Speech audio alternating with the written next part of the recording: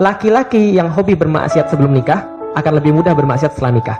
Belum akad, belum ketemu bapaknya sekalipun, lalu kemudian bilang I love you, I need you, I miss you dan sebagainya. Padahal belum akad, belum nikah, belum apa-apa. Pertanyaan saya sederhana, selepas dia menikah, apa yang menghalangi dia untuk berbuat begitu sama cewek yang lain? Kan sudah bermaksiat sebelumnya pada Allah. Setelah nikah lebih mudah lagi bermaksiat kepada Allah. Tapi laki-laki yang dia nggak pacaran, bukan karena nggak mau, bukan karena nggak laku, bukan karena nggak bisa, tapi karena dia taat pada Allah Subhanahu Wa Taala. Yang kayak begini akan menghormati Anda karena Allah Subhanahu Wa Taala.